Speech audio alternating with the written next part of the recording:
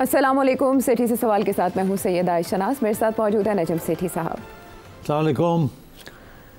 नैब amendments, नैब का दायरा पाकिस्तान की सियासी तारीख में हमेशा से मुतनाज़ रहा और स्पेशली इमरान खान साहब के दौर में उसका जिस तरह इस्तेमाल किया गया और जिस तरह से सियासी मुखालिफिन को रगड़ा लगाया गया, उसके बाद वो सियासी मुखालिफिन जिसमें नून लीग और पीपल्स पार्टी के रहनुमा शामिल थे, जैसे ही वो PDM के नतीजे में दौर इक़्तिदार में आए, सबसे पहला काम उन्होंने क्या किया, नैब को इन अ वे टूथलेस कर दिया। जो अमेंडमेंट्स उन्होंने की थी उससे उनके केसेस ख़त्म हो गए और इसी बात को बेस बनाते हुए इमरान खान साहब ने उन अमेंडमेंट्स को चैलेंज कर दिया। अच्छा, उनको तो उस फैसले पर जो इमरान खान साहब ने जो पिटिशन लेकर गए थे सुप्रीम कोर्ट के रूबरू, वो जस्टिस उमर अता बंदयाल साहब ने इमरान खान साहब की बात सुन ली और उन अमेंडमेंट्स को कलअदम कर दिया। अच्छा, उसके बाद निगरान हुकूमत आई। निगरान हुकूमत ने उसको फिर इंट्रा कोर्ट अपील के ज़रिए जो फैसला जस्टिस उमर अता बंदयाल साहब ने दिया उसको चैलेंज कर दिया। वो कहते हैं ना, गेंद सलीमुल्लाह से कलीमुल्लाह, कलीमुल्लाह से सलीमुल्लाह। इस तरह से ये केस चलता रहा। उसकी जितनी भी समातें हुई, 3 रुकनी बेंच जिसमें 2-1 से जस्टिस उमर अता बंदयाल ने फैसला दिया था, अब उस पर 5 रुकनी जब लार्जर बेंच बैठा है तो 5-0 अख्तर भी थे और नहीं, जस्टिस एजाजुल अहसन और जस्टिस उमर अता बंदयाल और जस्टिस मंसूर अली शाह, उस वक्त उन्होंने उससे इख्तलाफ किया था फैसले से। उन्होंने एक नुक्ता उठाया था जिससे आज हम देख रहे हैं कि जस्टिस अतर मिनल्ला ने भी इन अ वे सेकेंड किया है, इजाफी नोट लिखा है, कुछ सवालात उठाए हैं। अच्छा, 5-0 से ये फैसला आया है, 5-0 से, और ये 6 जून को महफूज किया गया था। अब आप देखें, जून से लेकर आज तक जितने भी मराहिल तय हुए, अब आज जो ये फैसला आया है इस पे हैरत अंगेज बात ये है कि नून लीग को भी रिलीफ मिल रहा है, पीपल्स पार्टी को रिलीफ मिल रहा है, पाकिस्तान तहरीक इंसाफ को भी रिलीफ मिल रहा है। लेकिन इमरान खान साहब एक तरफ खुश हैं, वो कह रहे हैं मेरे तो दोनों केसेस ख़त्म हो गए, तोशाखाना 2 भी और अलकादिर ट्रस्ट केस भी, लेकिन NRO 2 भी उनको मिल गया, यानी इस हुकूमत में जो लोग बैठे उनको भी मिल गया। मुझे आपसे ये जानना है कि इस फैसले के असरात क्या होंगे नैब पर भी और मुल्क की सियासी सूरत हाल पर। हाँ जी, इसमें 2-3 चीज़ें रह गई, मैं इजाफा कर दूँ जी। एक ये कि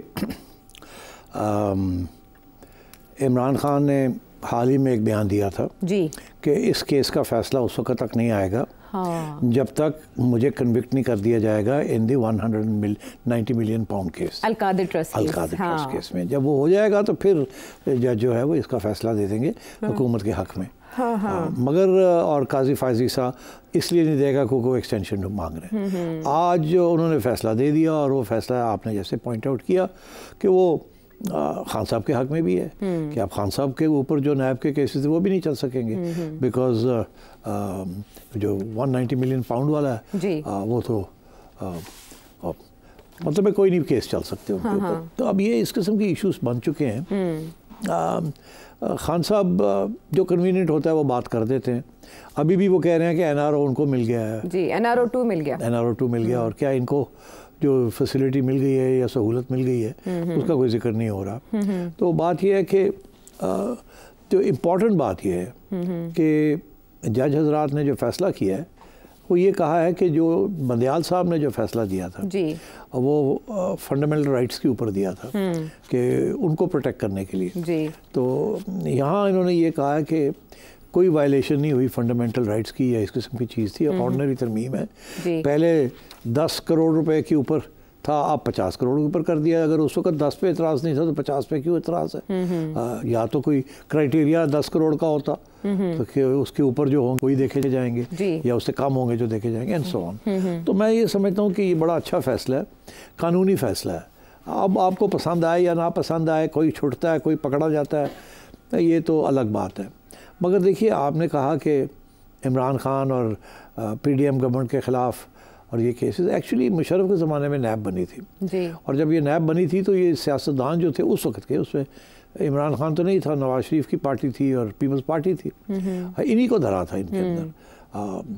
और उसके बाद बहुत से इस किस्म के इश्यूज़ भी हुए और बड़ी नैब के अंदर करप्शंस भी और इनकॉम्पिटेंसीज भी नज़र आई। उस वक्त जनरल्स यूज्ड टू रन नैब, वो तो बाद में सिविलियंस को इन्होंने अपॉइंट करना शुरू किया और अब तो इस किस्म की सिचुएशन है। जजेस ने बड़ी इंपॉर्टेंट बातें कही हैं। उन्होंने कहा जी कि पार्लियामेंट का हक है वो कानून बनाए जी। हम कौन होते हैं उस कानून को चैलेंज करने वाले? गेट कीपर का किरदार हम गेट कीपर्स नहीं हैं पार्लियामेंट के। ये मैं समझता हूँ पहली दफ़ा ये बड़ी इंपॉर्टेंट जजमेंट है, क्योंकि हमारे यहाँ तो यही होता है ना आयशा, हम कहते हैं कि जजेस आर राइटिंग द कॉन्स्टिट्यूशन। जो बंदयाल साहब ने किया सारा वक्त यही तो इल्ज़ाम था उनके ऊपर। एक जजमेंट नहीं, काफ़ी जजमेंट थी जिसके अंदर उन्होंने आइन लिखनी शुरू कर दी थी, और वो आइन इस तरीके से लिख रहे थे कि इमरान खान को फ़ायदा हो रहा था और PTI को फ़ायदा हो रहा था।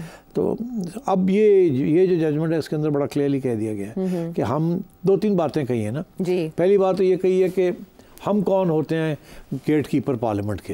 एक्चुअली पार्लियामेंट गेट कीपर है मुल्क का, ठीक है, पहली बात तो ये। तो हमें ये लिखने की कोशिश नहीं करनी चाहिए कानून को। जो कानून वो बनाते हैं उसका हक है। अगर ये कानून बनाते हैं और उसके बाद उसके ख़िलाफ़ कोई कानून बना देते हैं, दोनों कानून जो हैं वो एक्सेप्टेबल हैं। अच्छा। तो इस पार्लियामेंट ने बनाए वो अपनी मौक़िफ़ चेंज भी कर सकते हैं, मुख्तलिफ पार्लियामेंट आ सकती है, मुख्तलिफ सिचुएशंस राइज़ कर सकती हैं। तो दूसरी बात उन्होंने एक और बड़ी अहम की है, वो ये कह रहे हैं कि हमें अगर एक ऐसा कोई केस आता है जहाँ कुछ शक शुबा है कि पार्लियामेंट ने जो कानून बनाया है वो कॉन्स्टिट्यूशन के ख़िलाफ़ है या उसके हक़ में है, तो हमें जो फैसला करना है वो हम पार्लियामेंट के हक़ में करें, उनके ख़िलाफ़ ना करें। देखिए कितना बड़ा बयान है ये। बिल्कुल। तो ये पहली दफ़ा पार्लियामेंट की supremacy, not supremacy of supreme court, ये फ़िलासफ़ी जो है इसको आर्टिकुलेट किया गया, और आइन के अंदर भी यही फ़लसफ़ा है। वो तो थोड़े गड़बड़ होनी शुरू हो गई थी इफ्तिखार चौधरी के ज़माने से कि supreme court is supreme and stands above parliament. तो इसलिए I think this is a good judgment for these reasons. अच्छा। देखिए पार्लियामेंट जो भी हो, गंदी हो, अच्छी हो, रिग्ड हो, नॉन रिग्ड हो, आफ्टर ऑल ये कोई नई बात नहीं है।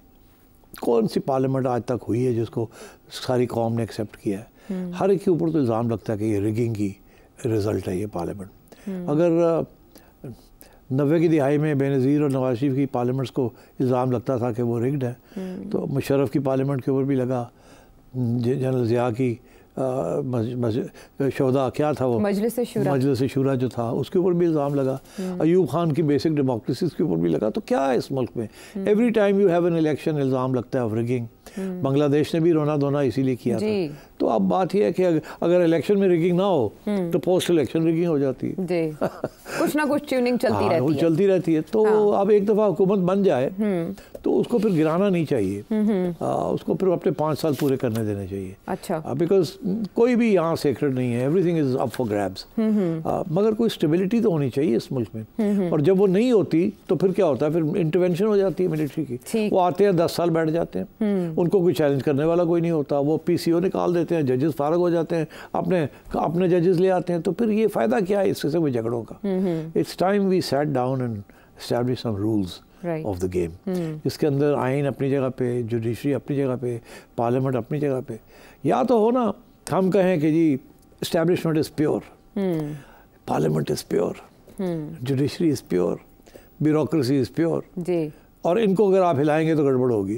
ऐसी सूरत हाल नहीं है, आइडियल सिचुएशन नहीं है ही नहीं है। Nowhere in the world are institutions pure, it's more और लेस प्योर और मोर और लेस इम्प्योर। और हमारे यहाँ तो कोई इंस्टीट्यूशन नहीं है जो कि जिसके ऊपर दाग ना लगा हो। किसी न किसी स्टेज पे बड़े सीरियस दाग लगे हैं जिनको आप स्टेन रिमूवर के साथ भी नहीं रिमूव कर सकते। वो कहते हैं ना कि लेमन एंड बेकिंग सोडा डाल दें और विनेगर डाल दें तो उसके साथ सारे स्टेन्स जो है रिमूव हो जाते हैं। यहाँ नहीं होते रिमूव, तारीख में लिखे जाते हैं। हाँ, लेकिन ऐसे करने की कोशिश भी बहुत कम हुई है ना।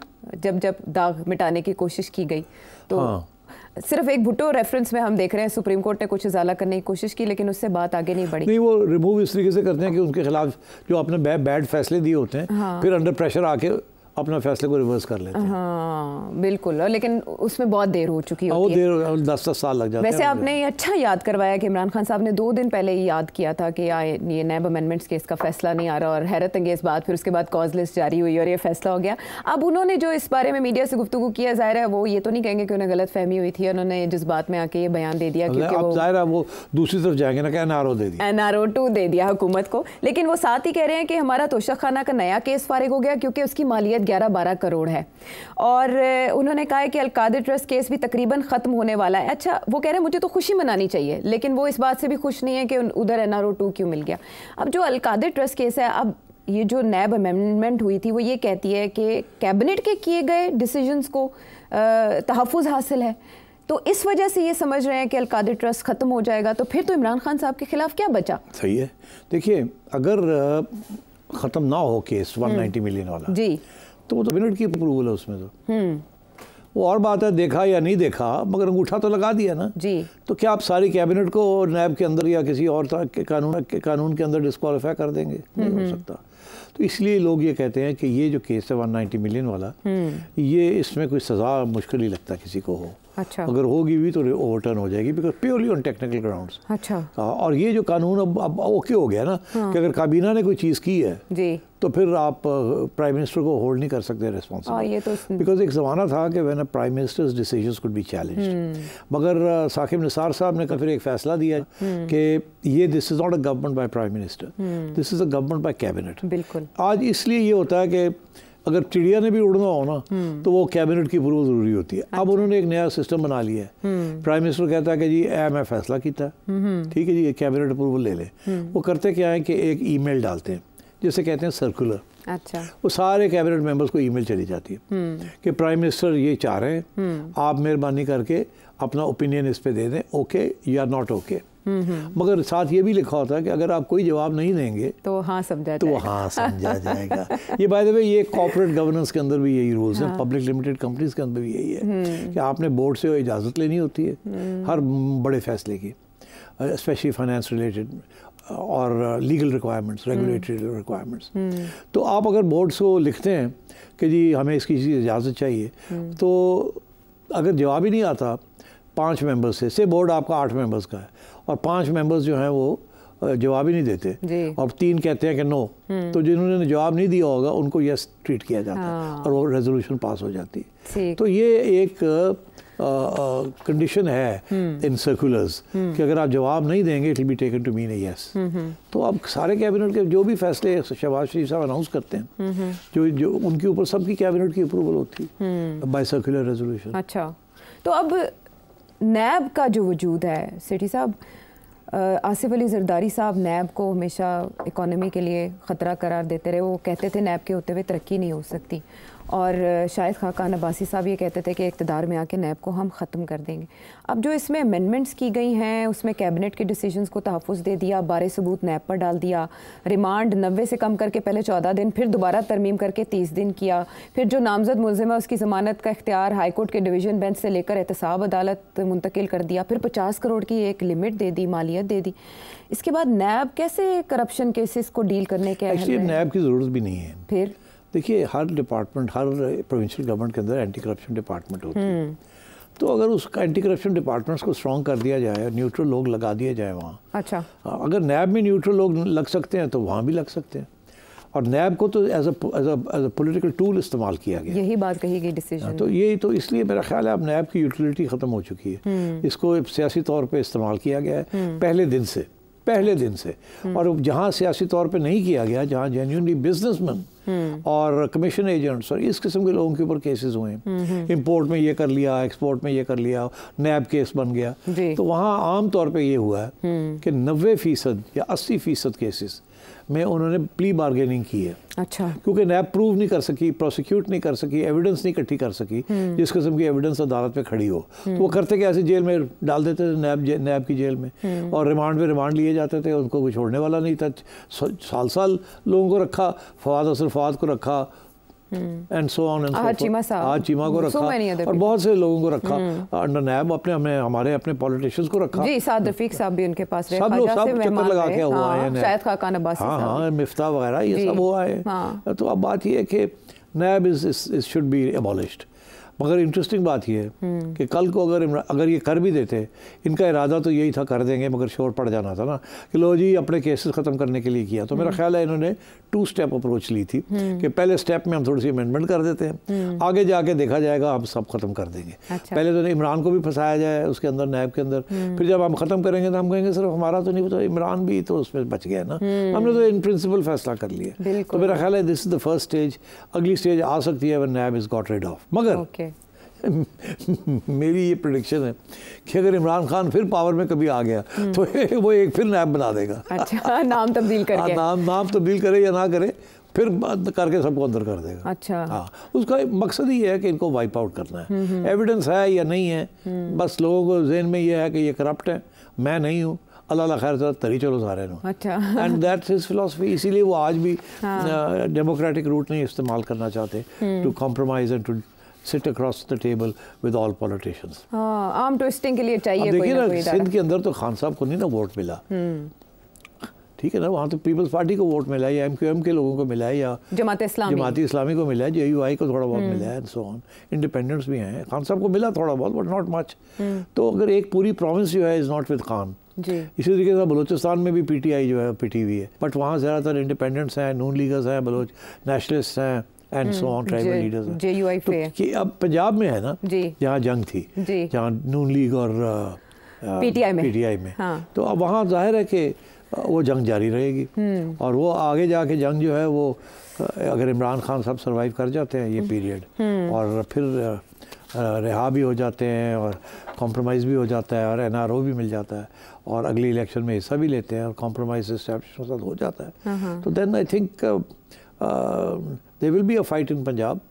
इसमें तो कोई शक नहीं है, बिकॉज मरियम भी डट के बैठी हुई है, और पता नहीं इस्टेब्लिशमेंट खान साहब को पूरा ट्रस्ट करेगी कि नहीं करेगी। At the end of the day बड़ा इंपॉर्टेंट है the trust of the establishment. तो यानी इस फैसले के बाद तो हम यही समझे कि उसूली तौर पर सिर्फ इमरान खान साहब के खिलाफ 9 मई का ही एक मामला रह गया। ये जनरल रिटायर्ड फैज़ अगर कुछ कहते हैं, जनरल रिटायर्ड फैज़ का मामला जो है ना, आप तो ऐसे बात कर रही हैं जो गली कोई नहीं। अच्छा, ऐसी गल बड़ी है आजकल, सारे वीलॉगर्स लगे हुए हैं। अच्छा। को जी माफ़ ही नहीं होना, वो जी फड़ के ले जाएंगे, वो जी स्टार विटनेस जब जनरल फैज़ होंगे, and so on and so fourth. बातें तो ये चल रही हैं। काइट फ्लाइंग ही कहेंगे ना? नहीं, मैं नहीं काइट फ्लाइंग कहता। अच्छा, मैं कह रही हूँ, आप कह रही हैं। हाँ, क्योंकि खान के खिलाफ कुछ नहीं हो सका। नहीं, यू आर रॉन्ग।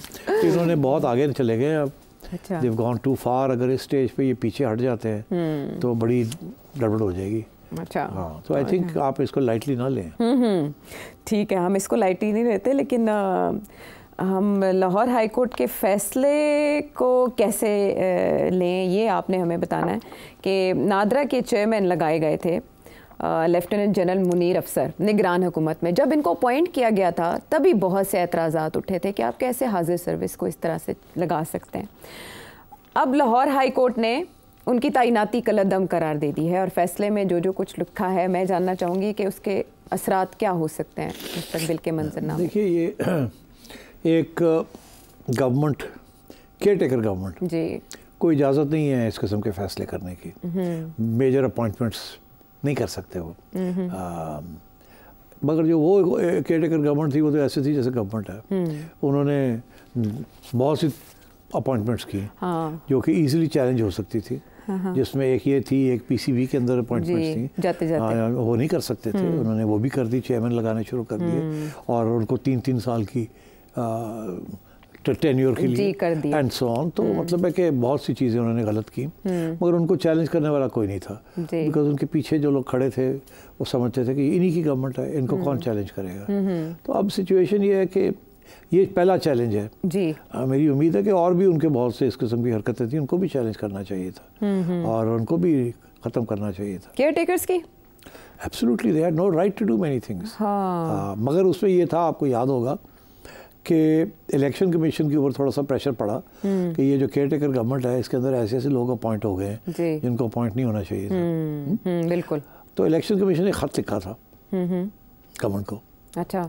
उस ख़त में लिखा था कि ज़रा ख्याल करें, आप अपॉइंटमेंट्स जो करने जा रहे हैं या कर रहे हैं उस पर एतराज़ खड़े हो सकते हैं। हाँ। और उसमें कोई कॉन्फ्लिक्ट ऑफ इंटरेस्ट नहीं होना चाहिए, ना उसमें कोई ऐसी चीज़ होनी चाहिए that violets your right. Okay. या आप ट्रांसग्रेस कर रहे जो हैं, मैंडेट आपको मिला है आप उसको वापस ना करें। हाँ, मत करें। और अगर ऐसी कोई सूरत है जिसके बारे में कोई कंट्रोवर्सी है, कोई अपॉइंटमेंट के बारे में, वो उसके बारे में हमें आगाह करें, हम चेकआउट करेंगे।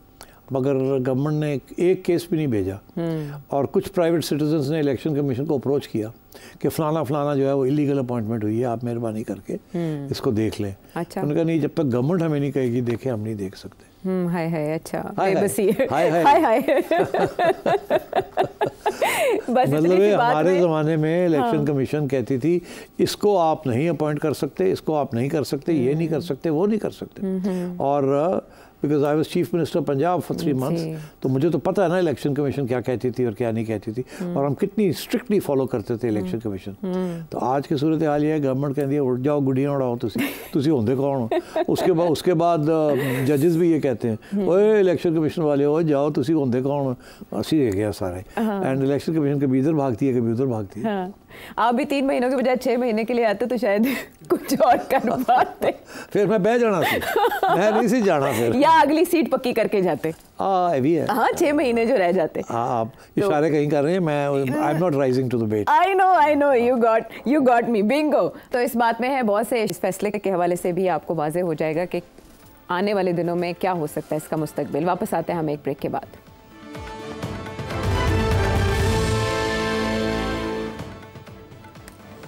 सिटी से सवाल में साथ देने का शुक्रिया। सिटी साहब, कुछ दिन पहले आपने जिक्र किया था ब्रेन ड्रेन का, दादोशुमार भी आपने बताए थे, काफ़ी हौलनाक हैं, ख़तरनाक हैं, तशवीशनाक हैं। लेकिन अब जो रिपोर्ट्स आ रही हैं वो कमोबेश इसी से जुड़ी लगती हैं। बशीर चौधरी साहब वो एक रिपोर्ट दे रहे हैं कि सरकारी खर्च पर PhD करते हुए बैरून मुल्क जाने वाले 99 स्कॉलर्स ही गायब हो गए। ये रिकॉर्ड देखें ज़रा। 1.5 बिलियन रुपीस की investment from the higher education commission इन लोगों के ऊपर, और ये जाके स्किप हो जाते हैं। कॉन्ट्रैक्ट ये होता है कि आप करके वापस आएंगे to serve in your universities, और ये करते क्या है, पैसे लेके चले जाते हैं और फिर वहाँ गायब हो जाते हैं और आते नहीं है वापस। इसकी वजह क्या होगी, तो मैं आपसे जानूंगी। मेरा ख्याल है मैं 3-4 चीज़ें आपके सामने इसलिए रख लूँ कि शायद ये कनेक्टेड है, आप ही रोशनी डालेंगे कि ऐसा हो क्यों रहा है। अब ये जो पाकिस्तान की वजारत ख़ारिजा नेशनल असम्बली को बता रही है वो ये कि 20,000 पाकिस्तानी बैरून मुल्क कैद है, जिनमें से 10,000 तो सऊदी अरेबिया में है। अब बोलें अब आप ये देखें कि 2 सालों के दौरान 2022 में ये 11,000 तादाद थी और 2024 से ये तो ये डबल हो चुकी है। इन 2 सालों में ज़्यादा हुई, यानी पैनिक शायद ज़्यादा हुआ। नहीं, क्रिमिनलिटी बढ़ रही है इस मुल्क में। हाँ, ये भी चीज़ें, और इसमें आगे भी उन्होंने बताया कि किस किस तरह से पहले मामलात किए जाते थे, उनको कानूनी मुआवनत फराहम की जाती थी बैरून मुल्क। ग्रीस में और सऊदी अरब में हज़ारों पाकिस्तानी कैद हैं, अब उनका कोई पुरसाने हाल नहीं है, फिर उन्हें वहाँ सजाएँ हो जाती हैं, उसको परसू नहीं किया जाता। फिर हम ख़बरें तवातर से सुनते आए हैं कि हमारी एयरलाइन के अमले के अफराद स्किप हो जाते हैं। फिर कनाडा और बड़ा फेवरेट डेस्टिनेशन। जी, इसके अलावा हॉलैंड में भी हमने देखा, कुछ प्लेयर्स के हवाले से खबरें आई थी। मैं गेम को मेंशन नहीं कर रही थी, फिर मैंने सोचा मैं वहाँ पर मेंशन उनके स्किप होने के हवाले से इत्तलात आई तो उनकी फैमिली ने डिनाई किया कि ऐसा नहीं हुआ। लेकिन जो PHF के एहलकार थे उन्होंने कहा कि हॉकी वालों ने असाइलम मांगी थी जी, और इसलिए उनको इन्होंने पकड़ा, उन्होंने कहा असाइलम मांग रहे हो, भाग रही है। तो ये चीज़ें हैं कि जर्नलिस्ट कुछ ऐसे हैं जो स्किप हो जाते हैं। ये भी रिसेंट ये खबरें आ रही हैं कि वर्ल्ड कप के दौरान जो अमेरिका में था तो 1-2 इधर उधर हो गए। हाँ। जो गए हुए थे PCB के एक्सपेंसेस के ऊपर। अच्छा। उनको PCB ने टिकट दिए थे। अच्छा। और मैंने सुना है कि वर्ल्ड उधर ऑस्ट्रेलिया में जब बायलैटरल सीरीज हो रही थी तो उधर भी कुछ लोग PCB की तरफ से उन्होंने वीज़े दिलवाए। हाँ। और उनको शायद टिकट भी दिलवाए। अच्छा। और वो चले गए और वहाँ से कुछ लोग 2-3 लोग गायब हो गए एंड सो ऑन। और इसके अलावा मिनिस्ट्री ऑफ फॉरेन अफेयर्स ने न्यू गाइडलाइंस और वीज़ा की इशुएंस जो है और जो ट्रैवल के हवाले से इंस्ट्रक्शंस हैं उनको रिन्यू किया जब उन्हें पता चला कि पॉलिटिकल असाइलम यूरोप में ले लिया गया है। जॉइंट सेक्रेटरी थे सेनेट सेक्रेटेरिएट के, उन्होंने असाइलम अप्लाई कर दिया। इसका इसहाक डार साहब ने भी नोटिस लिया। मुझे आपसे ये जानना है कि इस तरह के रुझानात में इजाफा क्यों होता जा रहा है? नहीं, आप देखिए ना, मैंने आपसे कहा कि ये मुल्क दिन ब दिन ज़्यादा क्रिमिनलिटी की तरफ जा रहा है। अब हर पाकिस्तानी के जहन में ये बात आती है कि शॉर्टकट कैसे मारा जाए। वो देखते हैं कि जो रूलिंग क्लास है वो देखते हैं कितनी चोरी हो रही है ऊपर, इसीलिए लोग टैक्स नहीं देते ना। वो कहते हैं यार हम टैक्स दे दें, जेबें काट के हम टैक्स दें। और जिस तरीके से हमारी elected and non elected governments पैसा ज़ाया करती हैं या करप्शन करती हैं या वेस्टेज करती हैं, तो फिर फ़ायदा क्या? सो you learn from your elders. जी. अगर your elders are doing crookery and getting away with it, तो फिर आप भी सोचते हैं कि यार शॉर्टकट. अब शुरू हमने देखा था कि ये जो क्राइम थी ये बढ़ती जा रही थी कराची में. उस वक्त MQM का ज़माना था. जी. ठीक है. और वो ज़माना तो ख़त्म हो गया, मगर अभी भी क्राइम इज़ रैम्पेंट इन कराची. उसी किस्म की अब वही चीज़ लाहौर में होनी शुरू हो गई है. दो लोग मोटरसाइकिल पे आते हैं, गाड़ी रोकते हैं और कटो जी अपना आईफोन तक पैसे कटो एंड हम कब खबरें पढ़ते हैं कि पुलिस ने पकड़ लिया या इट्स इंक्रीजिंग. इसी तरीके के साथ जो फ्रॉड के केसेस हैं, even in big companies fraud हो रहा है everywhere. And so I think एक पाकिस्तानी की एक रेपुटेशन बन रही है अक्रॉस द वर्ल्ड कि lots of criminality in our country and it's increasing. This happens out of frustration, out of job loss and out of ऊपर देख के जी वहाँ चोरी हो रही है अरबों रुपए की, तो हम लाखों रुपए की चोरी कर लें तो क्या फ़र्क पड़ता है. और फिर कानून ऐसा है कि प्रोसिक्यूट ही कोई नहीं होता. अभी आपको पता है 100 में से केसेस जो कि करप्शन के हों या क्रिमिनलिटी के हों वो अदालतों में जाते हैं. 80-90 जो है % वो तो प्रोसिक्यूट नहीं हो पाते. और for lack of evidence, because आपकी police force is also your prosecuting agency. दुनिया में प्रोसिक्यूशन अलग होती है, पुलिस अलग होती है. They're two separate departments. Police helps the prosecution with evidence and prosecution जाके argue करती है. यहाँ हम पुलिस ही evidence collect करती है, पुलिस ही argue करती है and so on. और तो we just not up to it. इसलिए judges due process देखते हैं, वो कहते हैं यार तुम तो केस ही नहीं प्रूव कर सके. लोग करते हैं कि यहाँ डिले करते हैं. पुलिस का भी इंटरेस्ट होता है कि डिले होता रहे, हाजिरियाँ लग दिया जान और वो पैसे खा लेते हैं पीछे नीचे, तो कोई कंक्लूजन तो होती नहीं. सो कानून यहाँ है ही नहीं. कानून सिर्फ पावरफुल का कानून है. वो चाहे तो आपको जेल में डाल दे, वो चाहे तो आप निकले. अदरवाइज आम आदमी के लिए कोई कानून नहीं है. एंड पैसा हो तो हर कानून आप बेंड कर सकते हैं. अभी हाल ही में आपने देखा कैसे अमीर लोग जो हैं वो निकल जाते हैं out of the ambit of law और वो किसी और कानून का सहारा लेके अपनी क्राइम से बच जाते हैं. तो इस किस्म की सिचुएशन है इस मुल्क में. इकोनॉमिक ग्रोथ नहीं है, जॉबलेसनेस है, अनएम्प्लॉयमेंट बढ़ रही है, रिलीजियस एक्सट्रीमिज्म हो रही है और करप्शन कम नहीं हो रही एट एवरी लेवल. तो मेरा ख्याल है दैट इज़ वाई पाकिस्तानीज़ जो यहाँ से निकलना भी चाहते हैं, या तो वो निकल रहे हैं यहाँ से बिकॉज उनको यहाँ उम्मीद नहीं नज़र आ रही है अपने लिए, अपनी फैमिलीज़ के लिए, और वो बाहर जाना चाहते हैं, बाहर जा नहीं सकते, बहुत सी पाबंदियाँ हैं. तो फिर वो कॉर्नर्स कट करते हैं, वीज़े फौज करते हैं, असाइलम सीख करते हैं, बोट्स के अंदर किश्तियों के अंदर बैठ के समुद्र तय करते हैं, अपनी जानें ताव पे लगा देते हैं. सो इस किस्म की डेस्परेशन हुई हुई है. अब आप सोचिए ना, over 1 million Pakistanis, nearly 800,000 Pakistanis are leaving Pakistan every year. अच्छा, उसमें से स्टूडेंट्स हैं जो स्कॉलरशिप्स के ऊपर जाते हैं, एडमिशन्स लेते हैं फॉरेन यूनिवर्सिटीज़ में, और वहाँ जाके यूनिवर्सिटी स्किप करके पहला फीस दी, स्किप करके और इलीगल इमिग्रेंट बन जाते हैं. So this is what's happening. This is why the British government, for example, उन्होंने ये कहा कि हमारी इलीगल इमिग्रेशन बहुत बढ़ रही है, specially from countries like Pakistan and some other countries, और हम इनको उठा के पकड़ के रवांडा भेज देंगे. तो फिर खैर वो नई गवर्नमेंट ने आके लेबर ने आके नहीं ऐसे, लेकिन उसके बाद प्रोटेस्ट जो हुए उसमें भी यही इशू उठाया गया. तो यही तो immigration is a big issue. और इमिग्रेंट्स जो जा रहे हैं यहाँ से, देखिए 2 किस्म के इमिग्रेंट्स जाते हैं ना. एक वो brain drain doctors, skilled people, उनको बड़े वेलकम करते हैं because they need skilled people. America में ज़्यादातर जो इमिग्रेंट्स हैं पाकिस्तान से जो गए हुए हैं वो डॉक्टर्स हैं, और या कोई प्रोफेशनल्स हैं, अब IT के जाने शुरू हो गए हैं, और या वो क्लास है जो कि वहाँ टैक्सीज चला रहे हैं. ठीक है, मगर लेबर नहीं है उस किस्म की. UK में तो वो सारी लेबर क्लास गई है, और मिडिल ईस्ट में लेबर क्लास गई है. उनकी ना तालीम है ना कुछ है. All they can do is build bricks, and therefore उनके जो स्टेक्स हैं they are not the same as people who are richer and have bigger stakes. तो वो गए हैं, उनको जेलों में भी डाल दें, उठा के वापस भेज दें, big deal. Anything is better than Pakistan. तो मैं ये समझता हूँ कि बड़ी बदकिस्मती है कि हमारी reputation, green passport is becoming rubbish, and all over the world Pakistanis are being looked at with suspicion. और ये जो इस्लामोफोबिया है, और हम फिर वो जो अपने आप को ज़रा सेल्फ राइटियस बनाने के लिए हम रिलीजन का सहारा लेते हैं. हम हर बात जो है अपने मज़हब के ऊपर डाल देते हैं कि हमारा मज़हब ये कहता है आप ऐसे करें, हमारा मज़हब ये, आप हमें अटैक करते हैं, आप हमारे मज़हब को अटैक करें. तो जिसकी वजह से फिर बैकलैश आती है कि आप तो अपना मज़हब इस्तेमाल करते हैं अपने आप को प्रोटेक्ट करने के लिए, जब आप क्रिमिनल चीज़ें करते हैं. जी, ठीक। तो फिर वो आप इस्लामोफोबिया वो बन जाता है। तो ये एक किस्म की विशेष सर्कल में हम फंसे हुए हैं। अच्छा सिर साहब, ये रहनुमाई कर दें कि जस्टिस प्रोजेक्ट पाकिस्तान का ये कहना है कि दहाइयों में ऐसा नहीं हुआ जो इन 2 सालों में हमने होते देखा, और फिर वो ये कह रहे हैं कि सऊदी अरेबिया और यूएई के साथ हमारा कैदियों के मुंतकिली के मुआहदे होते हैं, लेकिन इसके बावजूद उन कैदियों को वापस नहीं लाया जा सका। तो किसे जवाबदेह बनाए इन चीज़ों के लिए? वापस इसलिए नहीं लाया जा सका, वो तो कहते हैं ले जाएं इनको, मगर ये कहते हैं कि आप भेज दें उनको अपने जहाज़ पे। वो कहते हैं अपने आप जहाज़ भेजें, हम इनको खड़ा भेज देते हैं आपके यहाँ। अच्छा। हम जहाज़ ही नहीं भेजते because we don't want them back. अच्छा। We don't want them back. हम तो उनको वीज़े दे रहे हैं कि निकले यहाँ से, तो we don't want them back. ठीक।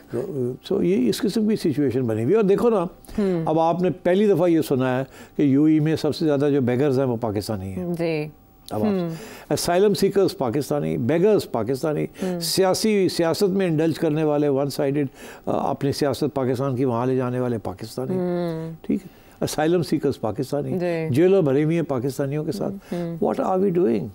This is an indication of state failure. हम अपनी रियासत, हमारी हुक्मरान तबका, हमने हमारे लोगों का ख्याल नहीं किया। अब वो गुमराह हो गए, वो यहाँ से निकलना चाहते हैं, वन वे और the other they will commit a crime to get out.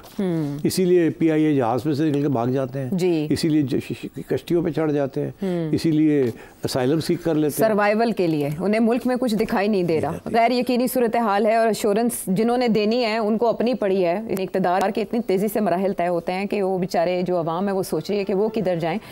खलीजी ममालिक की हुकूमतें पाकिस्तानी गवर्नमेंट से कंप्लेन करती रही हैं कि पाकिस्तानी शहरी उनके ममालिक में गैर कानूनी सरगर्मियों और मकामी इक़्तिदार की खिलाफ वर्जियों में मुलविस पाए गए हैं। ये सब बातें जिनका नक्शा भी खींचा गया, ये पाकिस्तान के इमेज के लिए तबाहकुन है।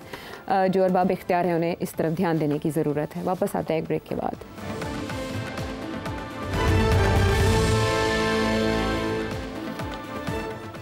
शो में एक बार फिर खुशामदेद, और सिटी साहब की मौजूदगी का फ़ायदा उठाते हुए बहुत ही अहम सवाल, मौजूदा सूरत हाल से बहुत रेलेवेंट, अब्दुल बड़ाई साहब लंदन से क्या जानना चाहते हैं?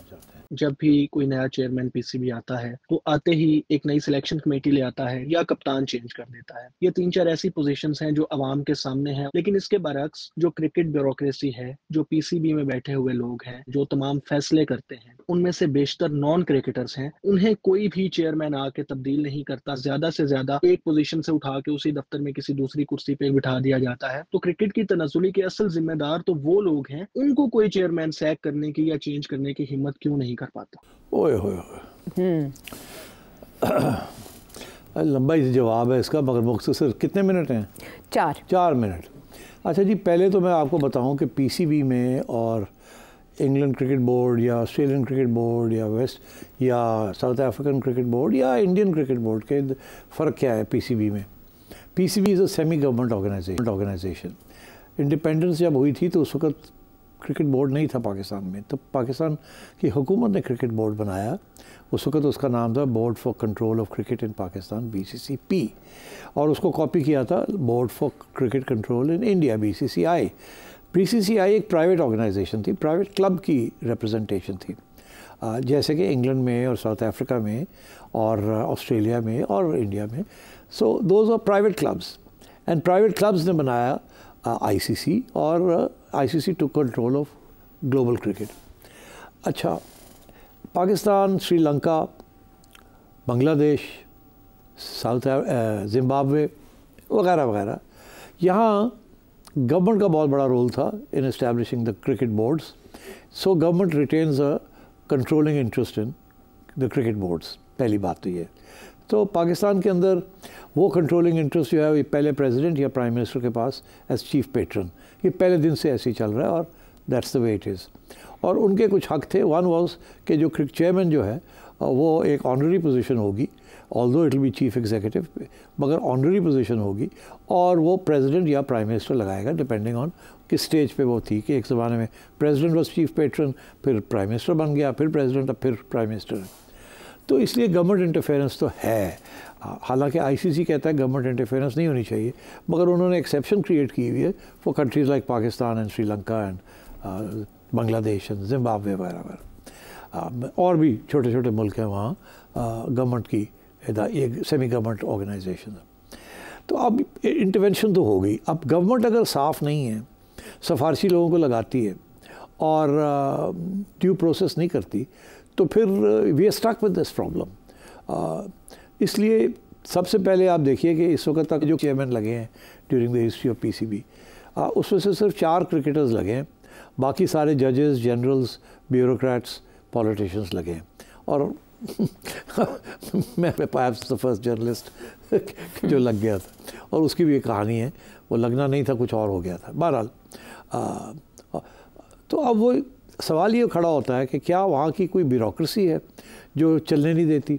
देखिए, ब्यूरोक्रेसी तो हर जगह पे होती है, मगर जब चेयरमैन आता है तो वो ब्यूरोक्रेसी को चेंज कर देते हैं। उसके जो कोर लोग हैं उनको वो चेंज कर देते हैं, वो कोट अनकोट अपने लोग लेके आते हैं। अगर तो वो सिफारशी लोग लेके आएँ तो बोर्ड नहीं चलता, गलतियाँ होती हैं। अगर वो कॉम्पिटेंट लोग लेके आएँ और मेरिटेड लोग लेके आएँ तो बोर्ड चल पड़ता है और काम शुरू हो जाता है। इसी तरीके के साथ फिर ये इसी किस्म के जो बोर्ड्स होते हैं वो फिर अपने प्लेयर्स के साथ भी इंटरेक्शन करते हैं, वो सिलेक्शन कमेटीज़ भी बनाते हैं। अगर बोर्ड साफ शफाफ हो, चेयरमैन जो है वो करप्ट ना हो, कॉम्पिटेंट हो, उसके अंदर स्किल्स हों और वो सिफारशी ना हो, तो फिर आप समझें कि लाइकलीहुड इज़ के सिलेक्शन कमेटी भी उसी किस्म की बनेगी और उसी किस्म के बाकी मैनेजर्स भी, रीजनल डायरेक्टर्स और ये है वो उस किस्म के वो लगाए जाएंगे। तो बड़ा रेयर हुआ है कि इस किस्म के चेयरमैन लगाए गए हों।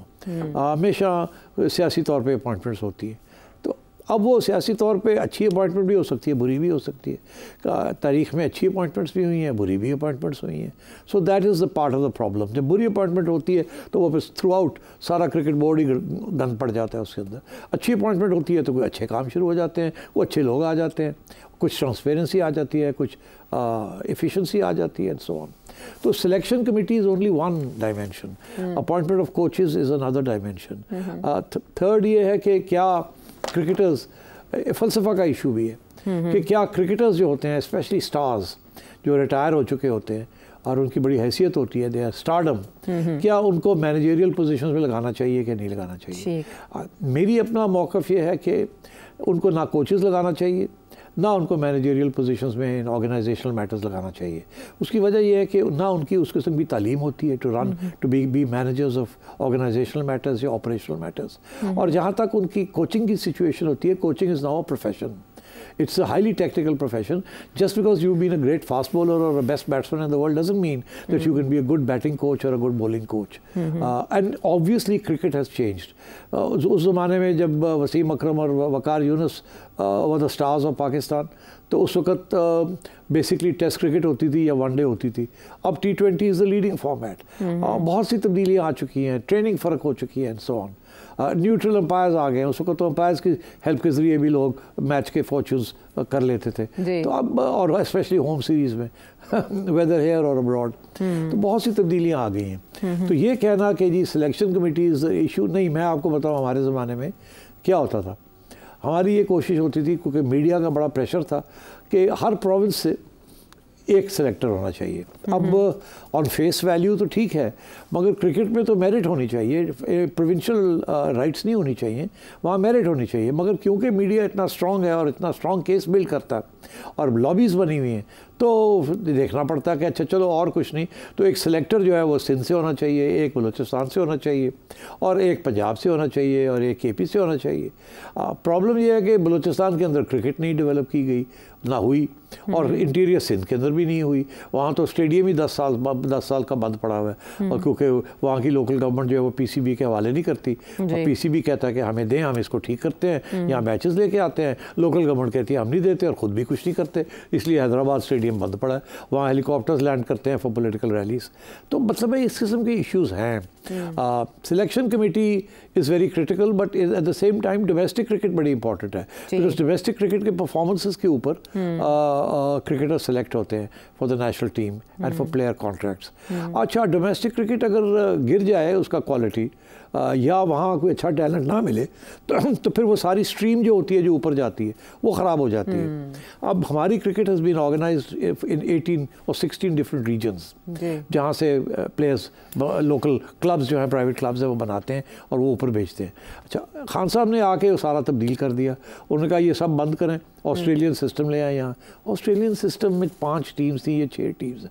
वो 32 मिलियन की पॉपुलेशन है, ये 40 मिलियन की पॉपुलेशन है। यहाँ 250 मिलियन की पॉपुलेशन है और इतना टैलेंट है all over the country. You can't have 5 teams. You need more teams for more competition, ताकि बेहतर जो क्रम द ला क्रम है, जो क्रीम है, वो निकले बीच में से। और आजकल आपने देखा कि सबसे ज़्यादा टैलेंट जो आ रहा है, एक ज़माने में पंजाब से आता था, अब सबसे ज़्यादा टैलेंट केपी से और फाटा से आ रहा है, बिकॉज वहाँ स्पॉन्टेनियस और बड़ी पैशनेट किस्म की क्रिकेट डेवलपमेंट हो रही है। हालांकि पेशावर का जो मेन क्रिकेट स्टेडियम है वो ना खान साहब की गवर्नमेंट ने उसको ठीक किया, ना पीसीबी को ठीक करने देते हैं, तो इस किस्म के इश्यूज भी चलते रहते हैं। प्रोविंशियल ऑटोनॉमी और प्रोविंशियल टर्फ वॉर्स और इस किस्म की चीज़ें। मैं तो सख्त खिलाफ हूँ। मैं समझता हूँ कि फ़ॉरेन कोचेस प्रोफेशनल होते हैं, वो सिफारिशें नहीं लेते और वो डिसिप्लिन कायम करते हैं, इसलिए I have always supported foreign coaches. I have never supported local stars, ex stars to be coaches. As ambassadors, as publicity gainers, as influencers, yes, they should be given jobs, but they should not be made coaches and they should not be made mentors. Mentoring is like a coaching. उसकी भी mentoring क्या आप करेंगे, आपके ऊपर आधे लोगों के बोल तो पुराने इल्ज़ाम हैं जो अभी तक वो डॉज नहीं कर सके। तो मुझे उनकी बड़ी इज्जत है when they were playing. Some were captains, in fact a lot of them were captains and brilliant players, and they're great service to Pakistan. We should recognize those services, pay them accordingly on retirement, and include them in commentaries and in ambassadorships, cricket ambassadors, and pay them for their services. Because जब वो खेल रहे थे उनको इतने पैसे नहीं मिलते थे, and yet they were stars, and they are stars. मगर ये कि जी उनको coaches लगा देना और उनको mentors लगा देना, I don't think that's a good idea, but that's my personal view, my personal experience. ठीक है, इस सवाल के जवाब में सिट साहब आपने मैदान के चारों तरफ अच्छी शॉट्स खेल दी हैं, लेकिन टॉपिक है जाहिर है इस गेम। देखिए मैं 5 साल मुझे वहाँ खिदमत का करने का मौका मिला और मार खाई है, मार खा खा के सीखा हूँ कि क्या गलत है और क्या सही है। हाँ, कहते हैं ठुड्डे खा खा के गोल होता है बंदा। बहरहाल पीसीबी का इशू या क्रिकेट का इशू जिस तरह से सेठी साहब के दिल के करीब है, उसी तरह से बहुत से पाकिस्तानी इस गेम को बहुत दिल से सोचते हैं, इसीलिए तकलीफ महसूस करते हैं और अपने सवालात भेजते हैं। और भी कोई सवाल आपके जहन में हो तो ये नंबर है आपके सामने। अगले प्रोग्राम तक के लिए हमें इजाज़त दें।